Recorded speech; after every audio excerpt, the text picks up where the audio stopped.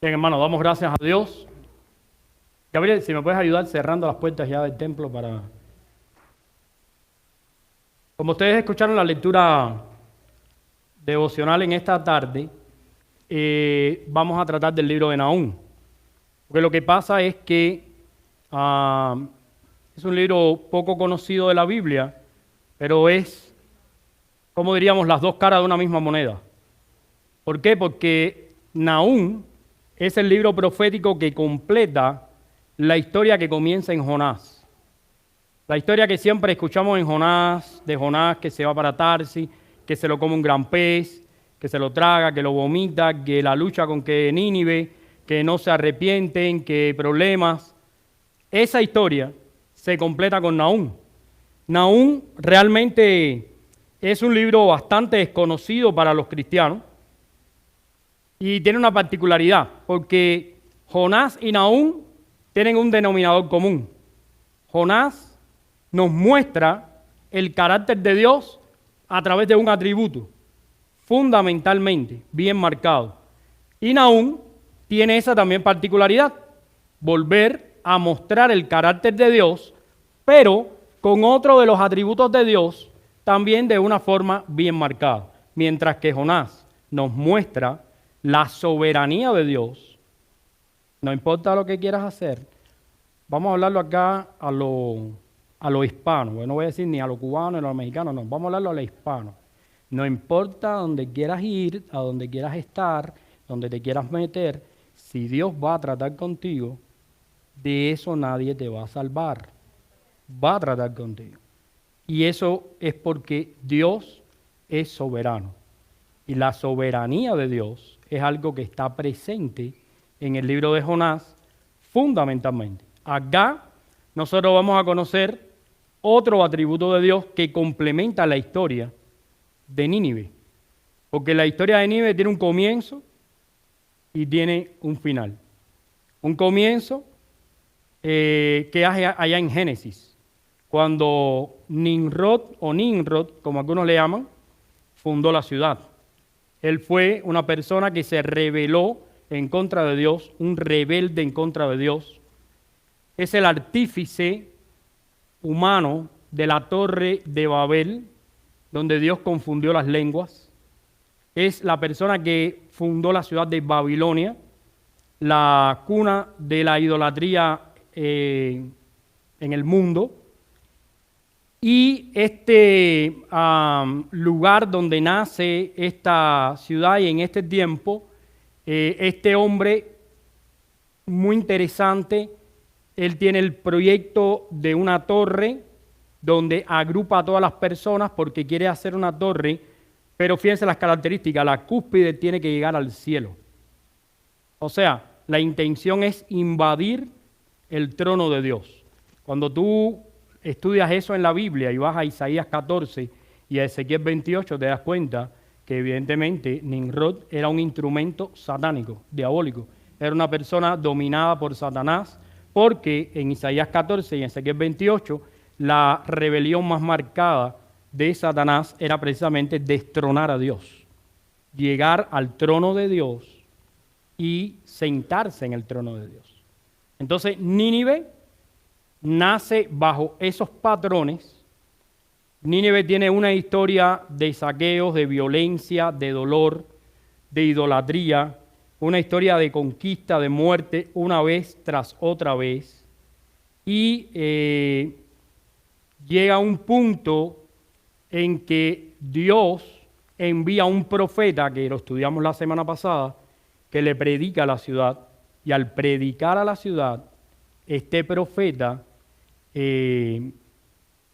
habla la palabra de Dios y se arrepienten.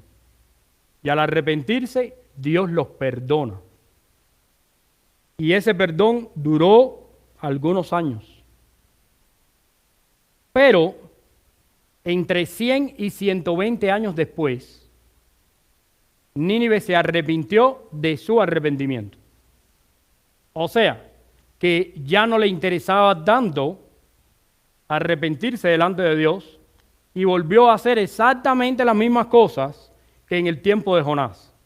Y en ese momento, Dios envió a un profeta llamado Nahum, que su nombre significa consolación y consuelo, para confirmarle a Israel que lo que ellos habían esperado por tantos años por fin se iba a cumplir. Israel había esperado que Dios hiciera justicia con Nínive, porque Nínive había sido cruel con Israel en toda su historia.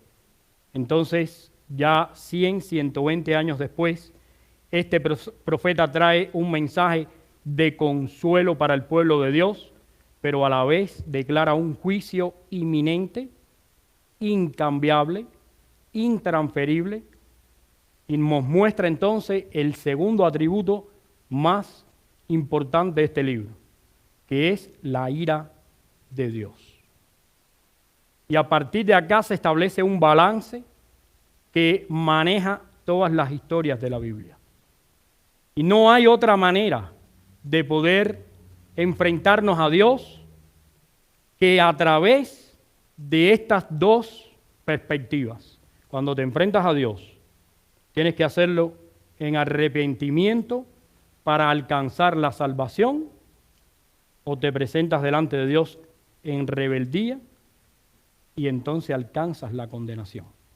Y siempre en la vida de una persona, Dios va a mostrar fundamentalmente dos atributos. O va a mostrar su misericordia, su perdón y su soberanía, o va a mostrar su ira y su condenación. Entonces, en esta tarde, nosotros hemos titulado el sermón Consejos de Dios para enfrentar las adversidades. ¿Sabes por qué? Porque después de Jonás pasaron 120 años y los ninivitas eran la misma calidad de persona que 120 años antes. Pero cuando el Cristo llegó, de ese momento a que Cristo llegara, pasaron muchos años y la calidad de las personas continuó siendo la misma. Por lo cual nos enseña a nosotros que en el día de hoy el mundo continúa bajo la misma rebeldía, continúa bajo el mismo desprecio a Dios, continúa bajo la misma condenación y según la Biblia continúa bajo la ira de Dios. Nosotros necesitamos adquirir consejos para poder vivir en bendición en un mundo que se destruye por la ira de Dios. Y quiero que tú veas esto espiritualmente, porque materialmente te puede parecer que el mundo está en mejora, porque ya tenemos, ya ahorita no hace falta mandar a los niños a la escuela. Bueno, ya ahorita no se puede mandar a los niños a la escuela porque ya ustedes saben que a final de año a todos los crazy le da por querer atacar a las escuelas, balacear a los niños, no sé por qué razón, pero sucede. Pero ya ahorita, en términos de materia, no va a hacer falta mandar a los niños a la escuela. Porque no sé si ustedes están al tanto, pero hay ahora mismo una situación mundial muy grave porque se está creando, o al menos se está dejando ver algo que está creado hace mucho tiempo que puede destruir a la humanidad de forma total. Y es la inteligencia artificial.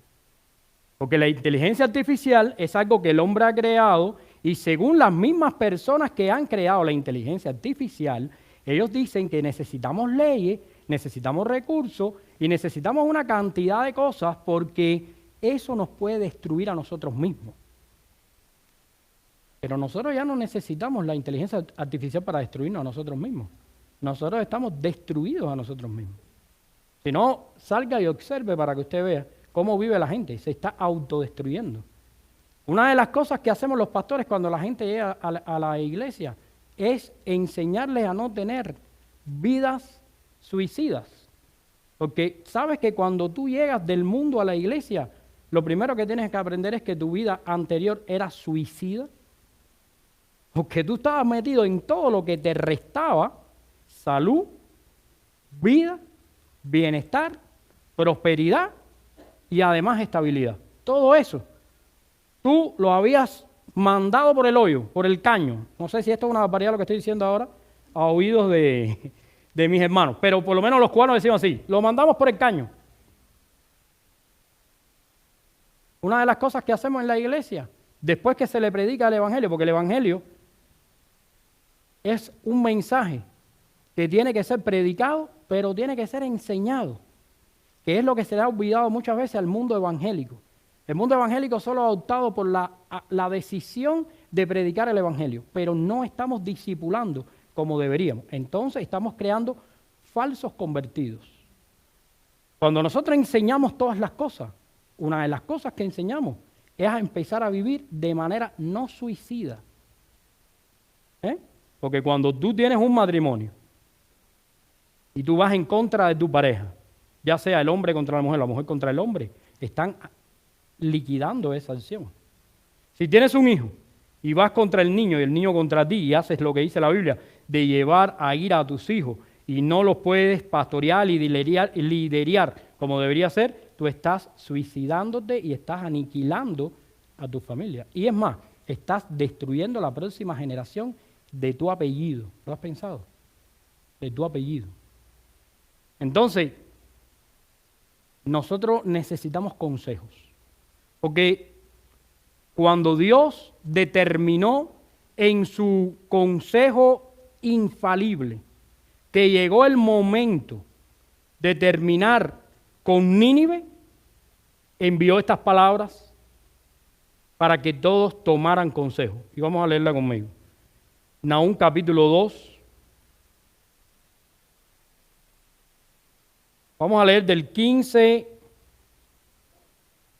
hacia abajo para estar en contexto. He aquí, sí, del 15, de capítulo 1, versículo 15, perdón, y capítulo 2, versículo 1. Vamos a leer esa porción, porque eso nos va a dar contexto. Capítulo 1, versículo 15 es el último versículo del capítulo, y después el capítulo 2, versículo 1. Mire lo que dice. He aquí, Nahum 1:15, dice, he aquí sobre los montes los pies del que trae buenas nuevas, del que anuncia la paz. Celebra, oh Judá, tus fiestas, cumple tus votos, porque nunca más volverá a pasar por ti el malvado. Y dice, pereció del todo. Y ahora vienen los consejos. Subió destruidor contra ti. Guarda tu fortaleza, dice Dios. Segundo consejo, vigila el camino. Tercero, cíñete los lomos. Y por último, refuerza mucho tu poder. Entonces, son 4 consejos que tenemos que descubrir qué es lo que realmente Dios quiere decirnos ahí y qué relación tiene con el resto de la Escritura. Por eso la enseñanza en esta tarde, como tengo mis primos de Honduras aquí, mira mi primo David ahí, yo digo, mi primo David es así, mueve la ceja. Yo quiero que ellos se lleven una enseñanza en esta tarde, igual que ustedes, y tengo a mi hermana acá que la quiero mucho, a la mamá de Chuy, muchas bendiciones. Tenemos una enseñanza para esta tarde que dice, necesitamos la relación con Dios en cada momento de nuestras vidas, para que en las adversidades podamos glorificarlo. Entonces, para que eso suceda, necesitamos aplicar a nuestra vida 4 consejos. Porque Dios sabía que Judá iba a estar en gran peligro. Iban a venir grandes adversidades. Y ellos necesitaban saber cómo proceder. Porque ellos tenían que dar la gloria a Dios. Por eso el primer consejo que les quiero traer es este. Para estar preparados en tiempos de adversidad, necesitamos guardar, ¿qué es lo que dice Dios? Las fortalezas. Bueno, te quiero explicar algo. Y esto lo escribí acá. Dice, las fortalezas estaban diseñadas para ser usadas como defensa contra los enemigos. Y por eso mismo, las fortalezas eran las primeras en ser atacadas para ser destruidas. Lo primero que los ejércitos enemigos querían tomar para acabar con una ciudad eran las fortalezas. Destruían las fortalezas porque cuando las fortalezas caían, se debilitaban, ¿qué cosa? Las defensas. Y ahora viene la pregunta que nosotros tenemos que hacernos de manera obligatoria. ¿Cuál es nuestra fortaleza? Le voy a preguntar a Jenny, porque Jenny está estudiando algo que es interesantísimo. Porque Jenny está aprendiendo a hacer lecturas del rostro y está aprendiendo a saber dónde están los puntos débiles de un rostro y los puntos fuertes de un rostro. Y aunque ella no lo entienda de esta manera, yo se lo estoy diciendo de una manera universitaria quizás, ella está aprendiendo que cuando va a diseñar a una persona, o por lo menos le va a dar maquillaje, ella va a resaltar las cosas que ese rostro tiene a favor y va a disimular las cosas que tiene en contra. Entonces, una de las cosas que ella está aprendiendo es a leer los rostros para encontrar las fortalezas. ¿Ve? Por ejemplo, cuando yo me miro delante del espejo, yo todo lo que veo son fortalezas. Porque ya casi no veo. Porque yo debería venir con espejuelos. Pero no se me ocurriría tirarme una foto de lado, porque mira el pellejito que tengo aquí, que no sé dónde lo voy a dejar. He querido llamar a mis hermanos que se dedican a fortalecer los músculos para hablarle de este pellejo. A ver cómo lo hacemos. ¿Qué solución le damos a esto? ¿Verdad? Porque cada uno de nosotros cuando se mira dice, este es mi lado fuerte. Por ejemplo, el Jordi, que viene con su candado, con su barbita, que no se le ocurre quitarse la barbita, porque Cintia se escandalizaría y diría, oh, qué feo, diría Cintia, sin barbita. ¿Sí o no? Dime, Cintia, sinceramente. ¿No? No, hombre. ¿No le gusta sin barbita? Igual que Maidita dice, quédate con el candado, que si te quitas el candado después pareces un sapo. Tienes boca de rana. Me dice. Pero ¿sabes que en la vida espiritual funciona igual? ¿Tú sabes que nos creamos falsas fortalezas? Por ejemplo, hay gente que cree que la estancia en una iglesia por año es su mayor fortaleza. Hay gente que cree que porque tiene una Biblia y se ha aprendido 2 o 3 cosas de teología o se para aquí y dice 2 o 3 cosas, tiene una fortaleza. El apóstol Pablo dice que el que crea que esté fuerte o firme, ¿qué cosa? Que no caiga. Mi pregunta en esta tarde, ¿cuál es tu fortaleza? Cuando se trata de la vida espiritual, ¿dónde están tus puntos débiles y cuál es tu fortaleza?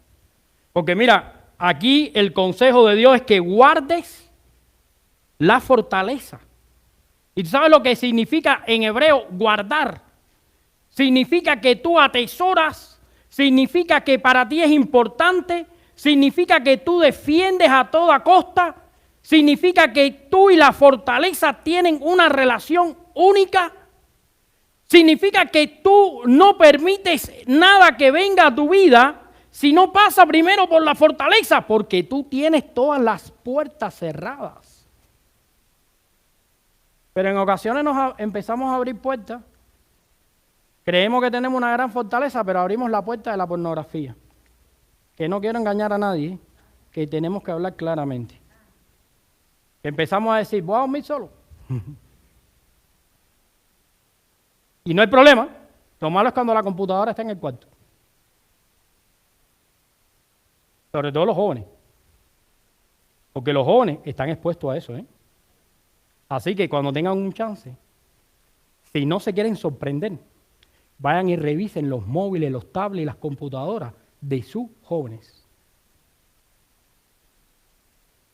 A lo mejor no es la cruda pornografía que vulgar, a lo mejor son fotos que entran por las redes, por el Instagram, Snapchat y otras. Porque te voy a decir algo, yo casi soy un viejo, pero me he tenido que hacer un especialista en esto, porque tengo 2 jóvenes. Tengo un joven de 16 años y tengo una niña. Y esas personas son especialistas en las redes. Y he tenido que buscar eso. Te voy a decir lo que dice la Biblia. Dice la Biblia, Nehemías 8:10, el gozo del Señor es tu fortaleza. Mira tú. A lo mejor tú no lo habías entendido hasta ahora. A lo mejor tú creías que la mayor fortaleza que tú tenías era la amistad con el pastor. O que tú hablabas con Jordi al final del culto. O que tú eres experto encontrando dificultades en el grupo. Hay quien tiene esa fortaleza. Mira lo que dice la Biblia en Salmo 46, 1 y 2. Dios es nuestro amparo y fortaleza, nuestro pronto auxilio. ¿En dónde? En las tribulaciones.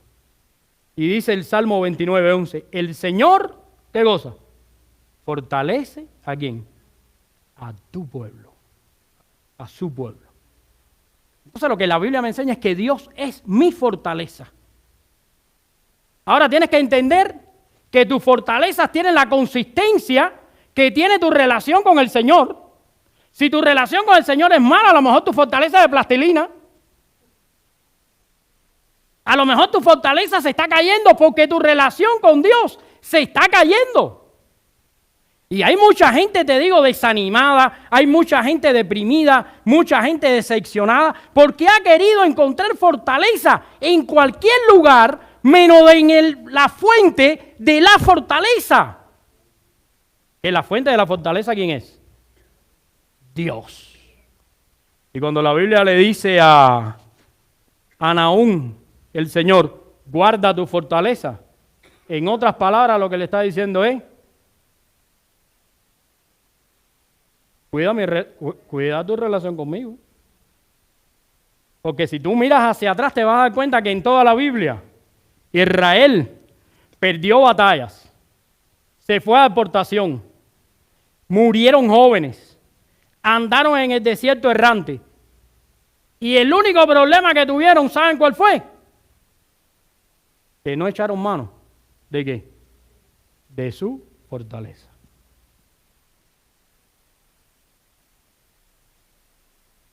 Pero no te hagas una relación con Dios mentirosa. Hazte una relación con Dios verdadera, basada en Dios y no en tu fuerza. Una vez alguien me dijo, la verdad y la mentira andaban por el campo. ¿Has oído eso? Es interesante. Dice, en un momento decidieron, cuando encontraron un río, que se iban a bañar. Y la mentira dijo a la verdad, el agua está clara. Y la verdad no lo creía, pero cuando miró, el agua estaba clara. Y la mentira dijo, no es profundo. Y cuando la verdad fue y miró, no era profundo. Y la mentira le dijo a la verdad, desnudémonos y metámonos al río, refresquemos y continuemos el camino. Y la verdad dijo, hagámoslo. ¿Sabes qué pasó? La verdad nadó mar adentro, río adentro. La mentira salió, se vistió y continuó su camino. Pero ¿sabes qué ropa eligió? La ropa de la verdad. ¿Y sabes qué pasó con la verdad? Que no podía continuar desnuda. Entonces tomó la ropa de la mentira. Y hasta el día de hoy hay cantidades de mentiras disfrazadas. Y todavía la verdad nos escandaliza. Y creemos que es una mentira. Y por eso es que nos venden esos programas en el radio y en la televisión, que compramos la estrella de David, compramos los 7 ministerios, compramos los 5 ropajes de Moisés y compramos las sandalias de Aarón. ¿Sabes por qué? Porque esa mentira te la han disfrazado de verdad. Y hay cantidad de gente cogiendo la verdad de Dios y disfrazándola en mentira. No, y lo más triste no es eso. Lo más trágico es que cuando te enfrentas a la verdad, como está desnuda, porque no le sirve la ropa de la mentira, te ofendes. Te escandaliza la verdad. Y quieres echar a correr. Dios es, ¿sabes qué? Mi fortaleza. No hay otra. No hay otra. Si tu fortaleza todavía no es Dios, procúralo. Porque ¿sabes qué? Esa fuercita que tú tienes se te acaba con el tiempo. Pero Dios le dijo otro consejo. Vamos a ir ahí. Dice, guarda tu fortaleza. Mira lo que dice. Vigila, ¿qué cosa? El camino. Déjame darte un dato histórico. Las ciudades en tiempos bíblicos tenían grandes murallas. Sobre estas murallas habían unas personas que le llamaban los atalayas. Y estas atalayas estaban siempre vigilando el camino. Estaban siempre pendientes de que no se acercaran los enemigos. El atalaya significa el que mira, el que vigila, el que está pendiente. Por ejemplo, los atalayas aparecen en el Salmo 130, Isaías 5, Marcos 12:1.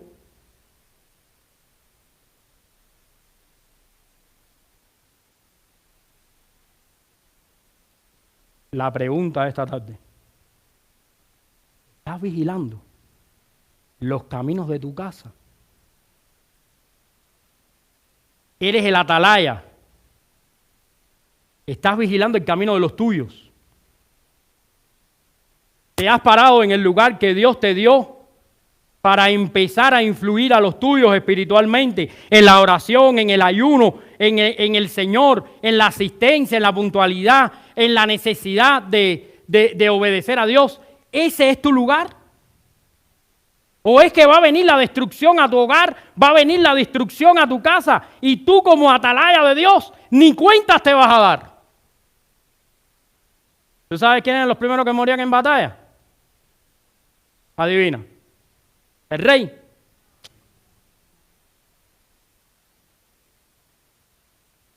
¿Te acuerdas de Josué y Caleb? Y 5 más. ¿Qué cosas eran ellos? ¿Cómo le llama la Biblia? Espías. ¿Sabes qué cosas eran? Atalaya. Porque ellos 7 fueron al campamento. ¿A qué? A espiar. A ver lo que había allí. Y cuando regresaron 5 de ellos, ¿qué dijeron? No se puede con esa gente. Mira, había uno que usaba el 14 de pie. No había tenis para él. Así dijeron. Son tan grandes, son tan fuertes, que no se puede con esa gente. Pero hubieron 2 atalayas, 2, que ¿qué dijeron? Dios está con nosotros. Si Dios nos entrega esa tierra, nosotros vamos y la conquistamos, y es de nosotros, porque Dios nos las dio. Cuando venía una guerra, el primero que moría es el atalaya. Cuando el diablo quiere destruir tu hogar y tu casa, al primero que le va a tirar es a la cabeza de la familia. Va a dejar, ¿tú sabes cómo va a dejar a tu familia? Como un pollo sin cabeza. ¿Tú sabes lo que hace un pollo sin cabeza? Cuando tú coges un pollo y le quitas la cabeza, tú sueltas el cuerpo va para todos los lados y está erráticamente. Así se pone la familia cuando no hay una cabeza. Así es la gente en la iglesia cuando Cristo no está centrado en la cabeza. Es como un pollo sin cabeza que quiere hacerlo todo, que quiere participar en todo, pero no hace nada. Así son los hogares muchas veces. Así ha estado mi hogar cuando yo he pecado, como un pollo sin cabeza.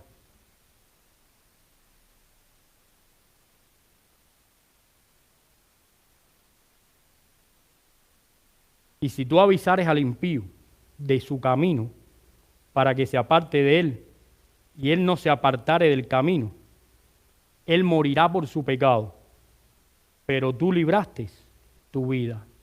Ezequiel 33:9. ¿Sabes qué significa eso? Que el atalaya tenía un llamado de parte de Dios para representar al pueblo. Y solo libraba su responsabilidad con Dios si hacía lo que tenía que hacer. ¿Cómo crees tú que es con nosotros? Es lo mismo. Dios nos ha mandado a nosotros a ser proveedores en todos los sentidos. Nuestras esposas, administradoras de todo.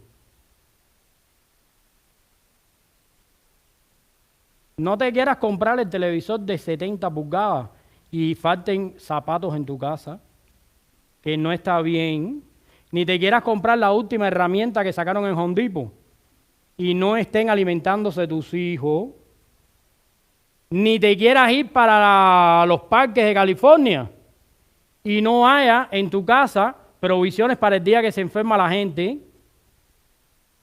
Porque Dios no tiene la culpa. Dios puso un atalaya, Dios puso una cabeza de familia, Dios puso administradores ahí y tienen que servir a Dios en el nombre de Dios.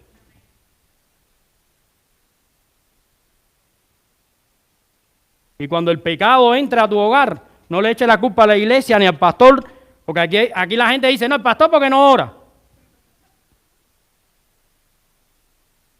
La iglesia porque son chismosos, envidiosos y conflictivos. Pero no es así.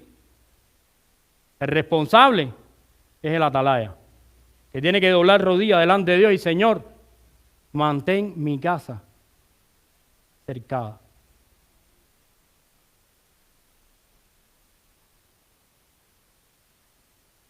Un tercer consejo, no quiero hacerlo demasiado largo. Y dice Mayita, predico unos sermones tan largos de esos que vaya, no sé cómo vuelves loco a la gente ahí. Mira el tercer consejo, vea la Biblia. Dice, cíñete, ¿qué cosa? Los lomos. Eso es, en español es, pónganse los cinturones. Agárrense, que ahora es que viene la cosa. Es lo que dice ahí. Ceñir los lomos significa tener una actitud de valentía y no de cobardía ante el nuevo desafío que estamos por enfrentar. Significa estar preparado para enfrentar lo que venga, confiando en nuestro Dios. Y ahora, si me malinterpretas, capaz que te pienses que te estoy diciendo que te tienes que poner agresivo. No diríamos nosotros los cubanos poner guapo, pero para ustedes guapo es bonito. Y ya eso es imposible para algunos. Ya eso es imposible para algunos. Ya, eso sí ya no se le va a dar a algunos. La idea es que te vistas de hombrecito y que te vistas de mujercita, porque si Dios te dio esa labor, hay que hacerla. Ahora, tenemos que entender realmente lo que dice la Biblia, porque cuando la Biblia dice acá, ceñir nuestros lomos, está hablando de algo muy interesante. Por ejemplo, si tú vas a Efesios 6, ¿qué dice Efesios 6:10?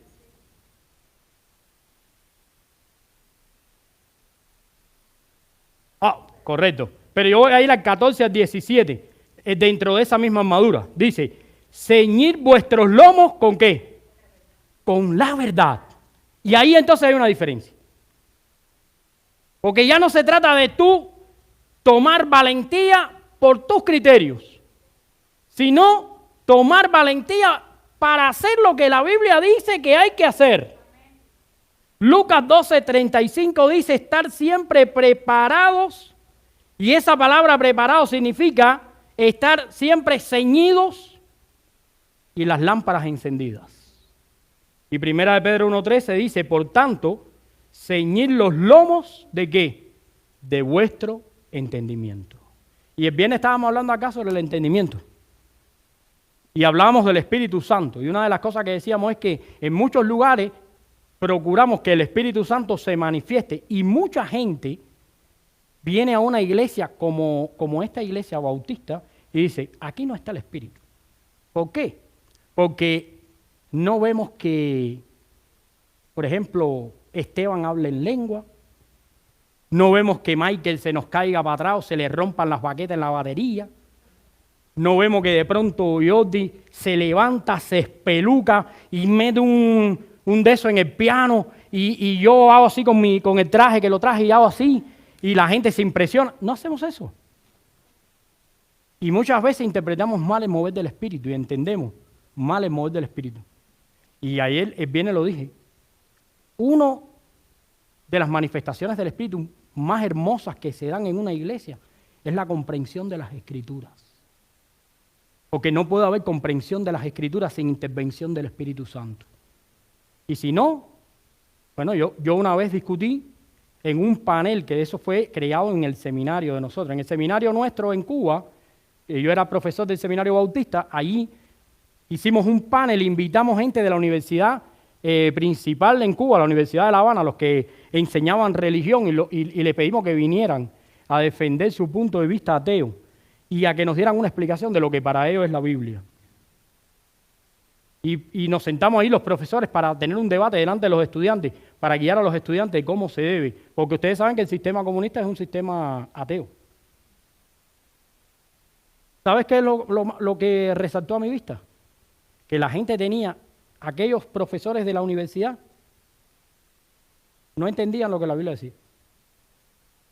Ellos sabían lo que la Biblia decía. Ellos te podían decir que en la Biblia habla de Jesús, que quiénes eran los reyes de Israel, que cuáles batallas tuvieron, pero ellos no entendían la espiritualidad y la aplicación espiritual de la palabra. ¿Sabes por qué? Porque no había presencia del Espíritu Santo. Y una de las manifestaciones más hermosas del Espíritu Santo de Dios es traer comprensión al pueblo de Dios de la Escritura de Dios. Por eso dice Pedro, ceñid vuestros lomos con el entendimiento de la verdad. ¿Y sabes quién es la verdad? ¿Y sabe quién más es la verdad? Porque él mismo lo dijo. Yo soy el camino, yo soy la verdad y yo soy la vida.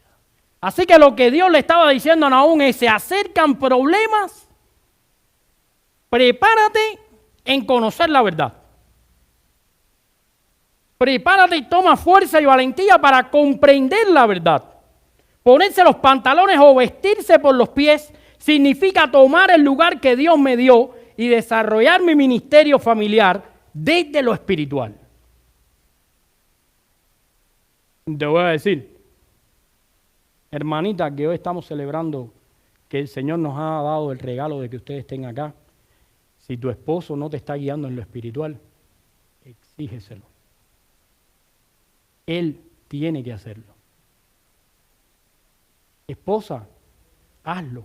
Pero esposo, si tu esposa no lee la palabra, si tu esposa no te acompaña en la oración, si tu esposa no te ayuda y te da soporte, ayuda idónea para seguir tu ministerio, exígeselo, porque ese es su lugar. Y eso es lo que la Biblia nos está enseñando acá. Y es un consejo de Dios que no podemos olvidar. No podemos olvidar. Porque hoy hemos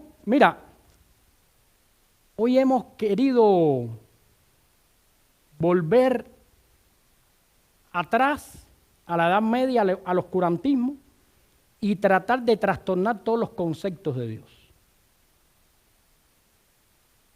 Y hemos dicho, las mujeres y los hombres pueden hacer lo mismo. Delante de Dios valen lo mismo. Todas las personas. Delante de Dios son personas iguales. Pero Dios diseñó a la mujer al hombre para labores distintas. Si no, a una... ¿En qué tú trabajas, Alicia? ¿Y Pablito? Bueno, pongamos entonces a Pablito a limpiar las casas y tú te vas a hacer las casas. Y entonces tú dices, wow. O a Rafa lo ponemos a maquillar. Y Jenny que se vaya al guarejado. O yo, traemos a Mayidita aquí a que predique. Y yo me dedico a los niños. Me pongo a cocinar frijoles. Estoy seguro que la enveneno. Por cierto, hoy cumplo 22 años de casado, ¿eh? Le doy gracias a Dios, le doy gracias a Dios. Tengo que decirlo porque lo siento en mi corazón. Y porque el video después ya lo está mirando, ¿eh? Iba a decir, ni lo dijiste. Porque cuando tú tienes 22 años de casado, eso no te lo dicen. Ahora te doy la palabra. ¿Tú también tienes, cuántos años tienes de casado? ¡Oh! Ah, claro, por eso tengo mi traje. Gloria a Dios. No, lo que pasa es que cuando cumples 22 años de casado, eso no te lo avisan. Pero sí te están procurando a ver si te acuerdas o no, ¿eh? Entonces te levantas por la mañana, la primera palabra que tienes que pronunciar es: qué bendición Dios por estos 22 años de casado. Porque si tú no dices eso, ese día te va mal, ¿eh? Te va mal, te lo digo, te va mal. Pero, bueno, volviendo al tema. Hermanos, la Biblia es el mayor consejo y el mejor consejero es Dios. Y acá el consejo que Dios nos está diciendo es que cuando llega la adversidad tenemos que aferrarnos a la experiencia bíblica, a conocer la palabra de Dios. Y por último, para no hacerlo demasiado extenso, por último, el último consejo, vamos a ir al capítulo 2, dice: refuerza mucho, ¿qué cosa? Tu poder. Bueno, no voy a dar mucha vuelta. Te quiero leer esto. Hechos 1:8. Dice: pero recibiréis poder cuando haya venido sobre vosotros. ¿Quién? O sea, que reforzar mucho el poder, ¿qué cosa es? Procurar la llenura del Espíritu Santo. ¿Ve? Porque yo no tengo el poder. El poder es de Dios. Romanos 1:16 dice: porque no me avergüenzo del Evangelio, porque es poder de Dios para salvación a todo aquel que cree, al judío primeramente y también al griego. La fuente del poder es Dios. El poder está en la dependencia de Dios y su manifestación en nosotros. Se manifiesta de mil maneras, también a través de la comprensión de la Escritura, la conversión, el carácter cristiano sólido e inamovible. El Evangelio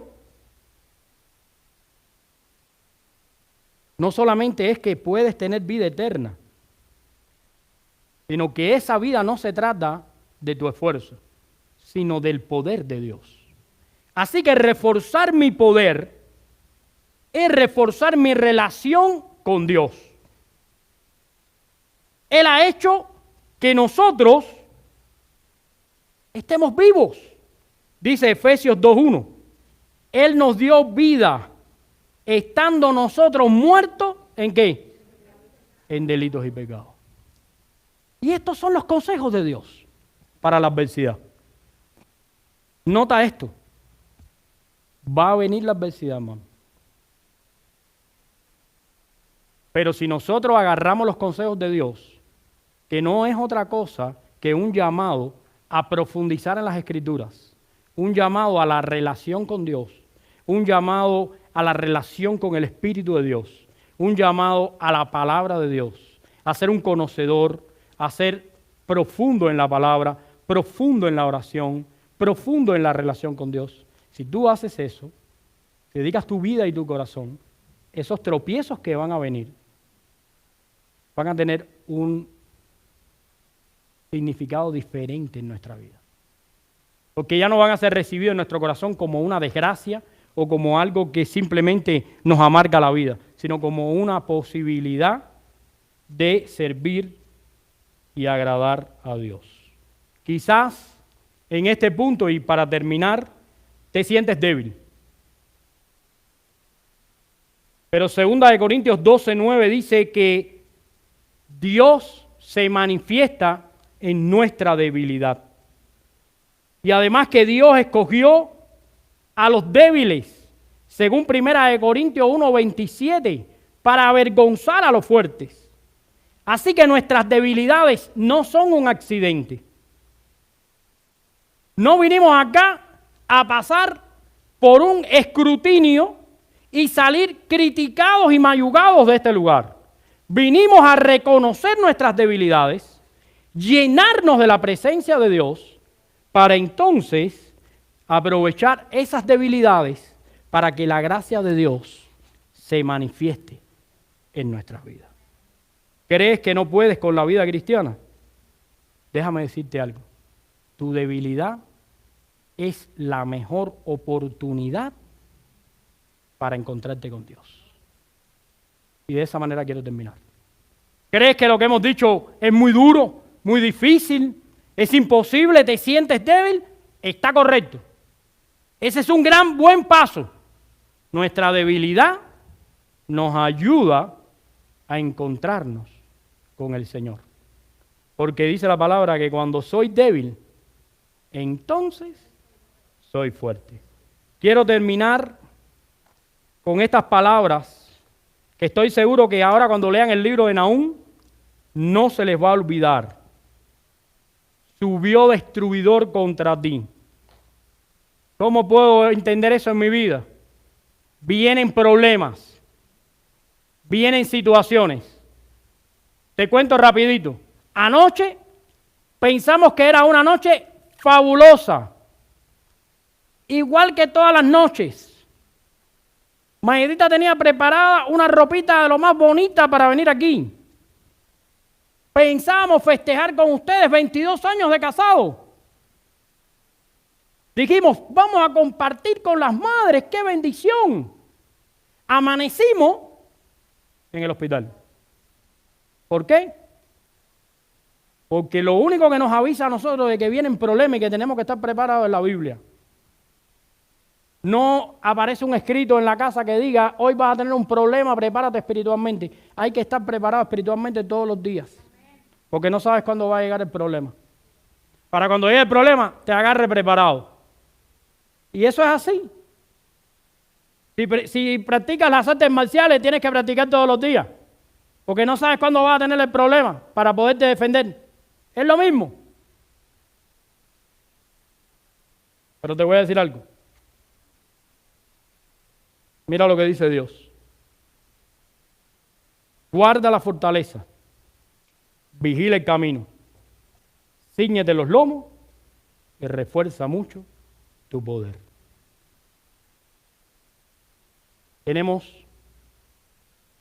Voy a decir esto, después lo cortan en la red y me acusan de carismático. Tenemos el mayor poder que existe, que es el Espíritu Santo de Dios. Que el Señor les bendiga. Vamos a orar. Señor, gracias te damos en esta tarde porque tú eres bueno y para siempre es tu misericordia. Te ruego que nos bendigas, te ruego que nos ayudes a seguir viviendo conforme a tu palabra. Señor, gracias te damos por todo, por este tiempo y por las bendiciones que tú nos regalas. Permite que estos consejos sean sembrados en nuestras vidas y seamos diligentes con tu palabra. En el nombre de Cristo Jesús. Amén. El Señor les bendiga, hermanos.